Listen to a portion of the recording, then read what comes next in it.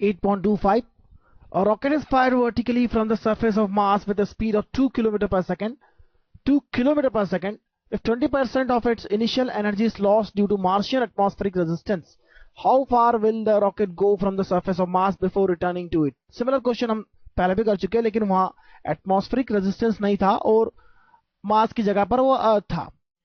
तो similar concept हम लिख सकते हैं यहां पर. इनिशियल जो काइनेटिक एनर्जी था आपका, वो पोटेंशियल एनर्जी में चेंज प्लस लॉस जो होगा वो होगा आपका इनिशियल काइनेटिक एनर्जी. और हम देख रहे हैं यहां पर change in potential energy plus loss is what 20% of the initial kinetic energy. इसे लिख सकते हैं delta P plus 0.2 times the kinetic energy initial. इसे आप देखिए यहां लिख सकते हैं हम delta P is simply 0.8 times the kinetic energy initial. 0.8 half m mass of the rocket into v square. V square is basically 2 km per second square. तो फिर से लिखते हैं हम, ये हो जाएगा 0.4 m 2 into 10 to the power 3 square is equal to delta p. Change in potential energy क्या होगा? तो चेंज इन पोटेंशियल एनर्जी आप लिख सकते हैं g mass of the Mars into mass of the rocket 1/r. अगर हम रेडियस को r लेते हैं, किलोमीटर है यहां पर, रेडियस को r लेते हैं तो ये r हो जाएगा माइनस हाइट जो गेन है वो h लेते हैं तो वो हो जाएगा r plus h.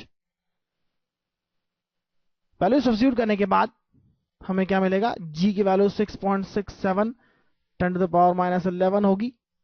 mm mass of mass is 6.4 10 to the power 23 given है. यह मास m कैंसिल हो जाएगा. यहां मिलेगा 2 square that is 4 into 0.4 that is 1.6 into 10 to the power 6.